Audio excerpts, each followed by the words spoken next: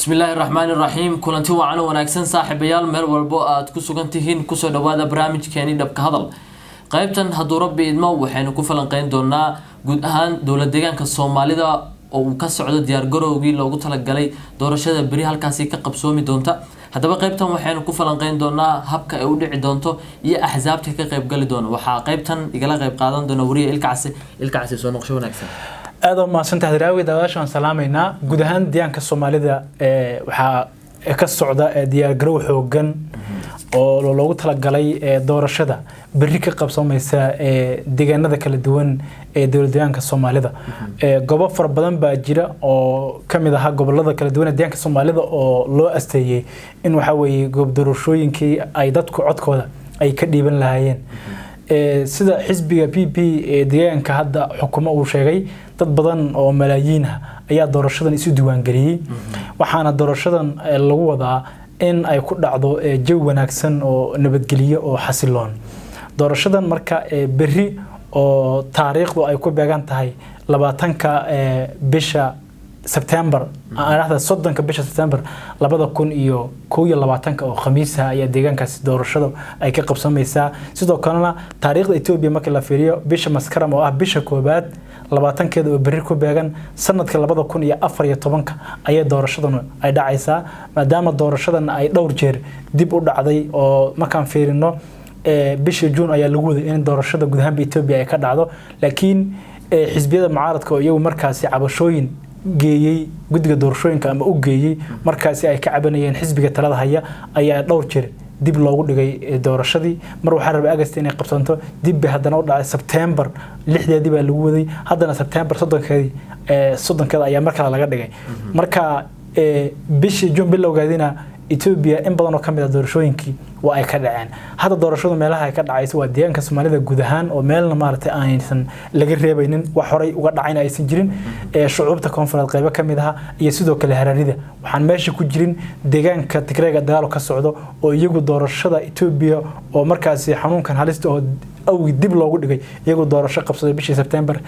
sanadkii la soo dhaafay 2020 taas oo si xoojisay khilaafkii iyo murankii u dhaxeeyay iyaga iyo xukuumadda Abiy Ahmed kadibna waxa way isu bedeshay dagaal gacan ka hadalaha oo muddo sanad ku dhow socday marka doorashadan dhowr jeer hore ay deegaanka Soomaalida ay dib u dhacday haddase waxa way ugu dambeyntii bari oo khamiisaha bisha September 30 ay tahay bisha Maskaram ee koobaad ee sanadka waxa way 2014 Ethiopia ay 20 tahay ayay guud ahaan deegaankaasi doorashooyinkaasi looga dareeraya deegaankuna waa nabad oo wax dhibaato ah ma jirto marka waxa lagu wadaa in jawi wanaagsan oo waxa weeye xasiloon oo nabadgeliyaha in doorashada ay ku qabsanto waxaana deegaanka aad looga dareemaya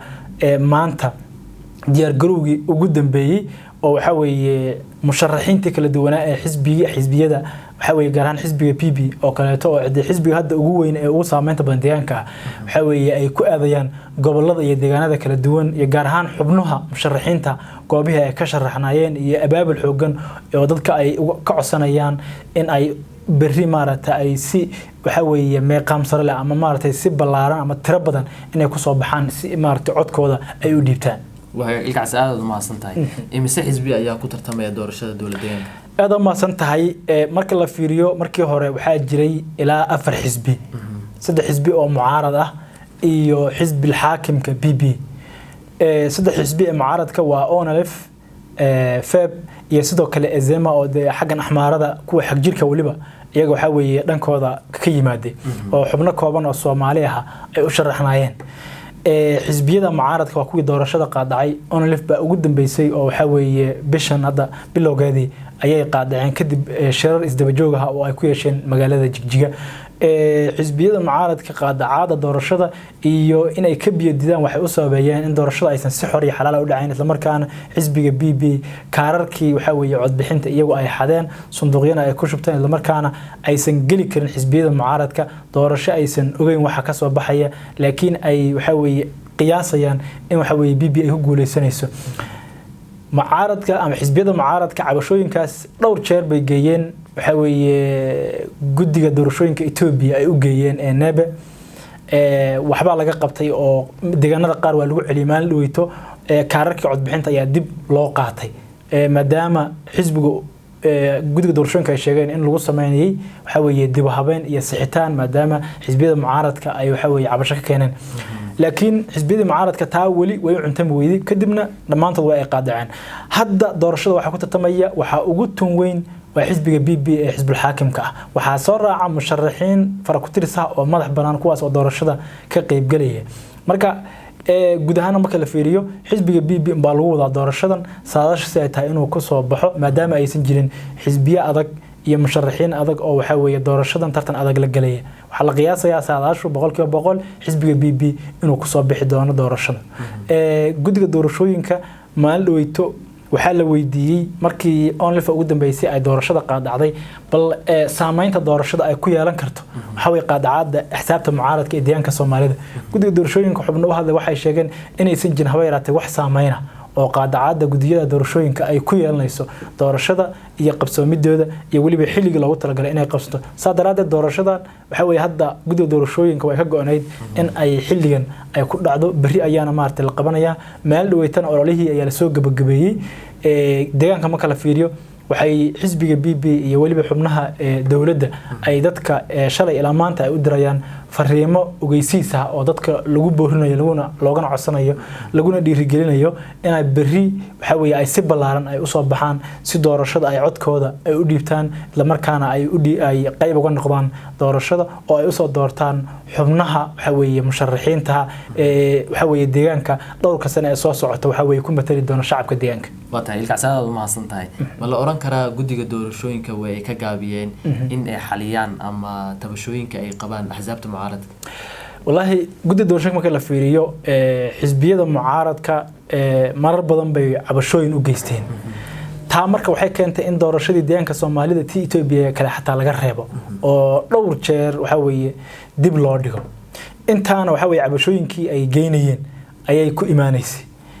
guddiga doorashooyinka waxa mid ah talaabooyin uu qaaday in ay waxa weeye saxday meelo kamid ah goob doorashooyinkii ay axsaabta mucaaradka cabashada ka geeyeen ee ku aadanaa in kaararka codbixinta laga shutay saasay la mid ah dawladda mas'uuliyiin kamid ah deegaanka Soomaalida waxay sheegeen iyaga laftirkooda in cabashooyin fara badan iyaguna ay geeyeen waxa guddiga doorashooyinka ay u geeyeen oo axsaabta mucaaradka iyo qaabka wax wadaan iyo waliba waxyaabo kale oo talaabooyin kale iyo waxyaabo iyaga marka ay u arkayeen inaysan ku qancaynin xisbiga PP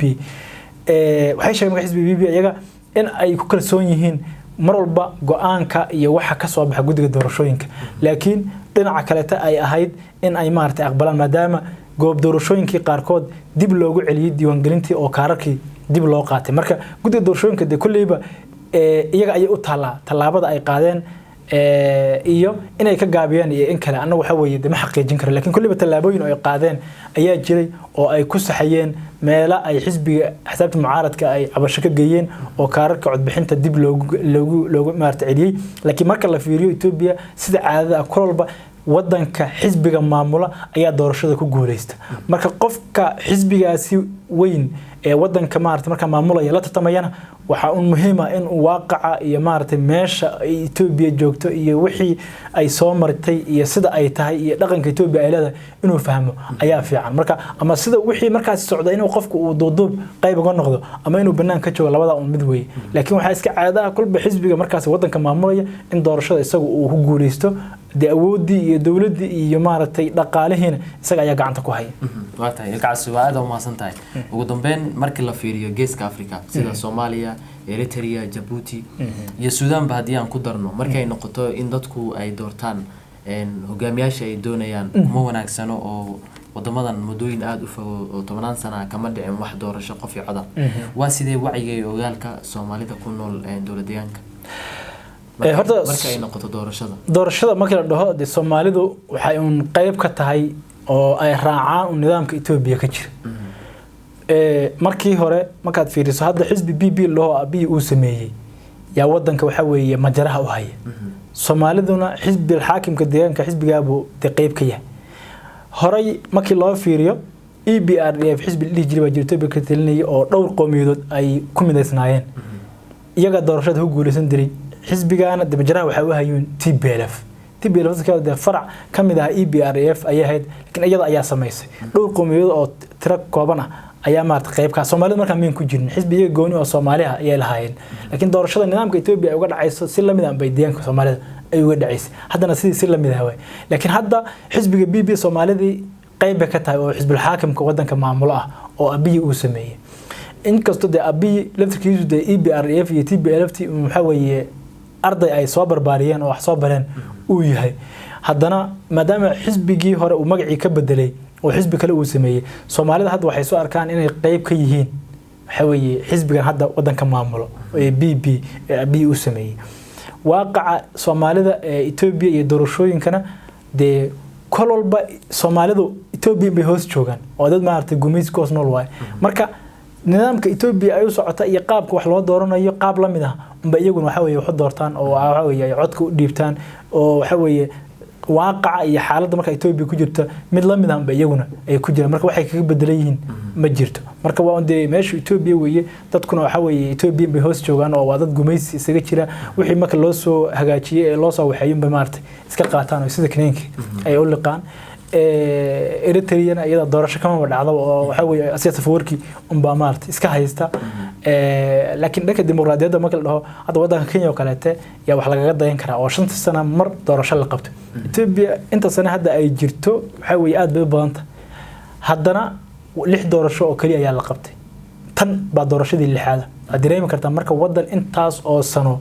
oo qarni jiray haddana waxa weeye 6 doorasho oo kaliya la qabtay waa dareemi kartaa marka ma jiraan marka dawladda si dimuqraadi ah intii doorasho u dhacdo xilka isugu wareejin ma jiraan qof baa yimaada ama dawlad baa timaada ama nidaam baa yimaada soo u wada waxa weeye dhici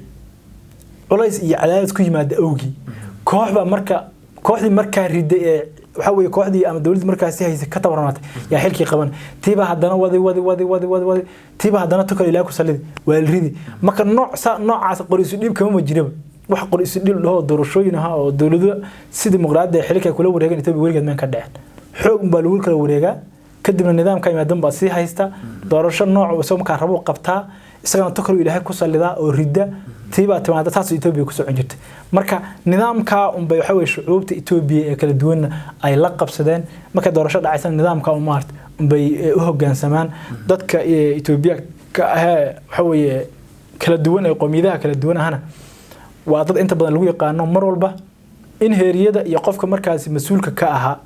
ee waxa weeye markaas wadanka waxa weeye hoggaamiye inay u hoggaansamaan oo ay raacaan laakiin aysan jirin waxa weeye ilbaxnimo iyo maartay hiigsi iyo mustaqbal fog oo dadku maartay ay leeyihiin waa dad mar gumaysi isaga soo jiray wixii loo akhriyay iyo wixii la baray iyo wixii loo yeeri kaliya ayay qaataan dad wax fahansanba ma ahan adduunka ba xitaa maartay marka fiirso waxa la lama ma socdaan ba adduunka lamana jaan qaadi karaan dadku aad bay maartay isaga dambeeyaan Itoobiya marka la dhaho marka nidaamka markaas maamulka iyo dawladda markaas haysa ay u jeexdo umba shacabkuna waxa weeye ay raacdaa tusaale hadda qofka miyiga xoolaha ku dhaqdo looda kaleeto markay ooman tahay qofka looda iska leh ee wada ee ceelka u wada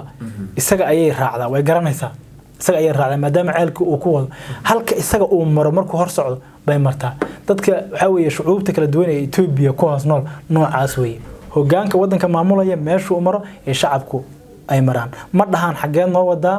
xageed noo jiheynaysa meesha noo wada meel wanaagsana anaga fikirka ma qabna qaabkan arabta yaa rabnaa inaan noo hoggaamiso ma dhahan halka marka iyaga loo wado ee hoggaanka u sareeyo uu wado bay raacaan Soomaalida dadka bay qayb ka yihiin waxay daawadayaal aad ayuu ma haysan yahay ilka case qaybtan intaas ayaan ku soo gabagabeynayna intaan dib u kulmi doono waxaan idinkaga tagaynaa sidaas nabadgelyo wassalaamu calaykum waraxmatullaahi tacaala wa barakaatuh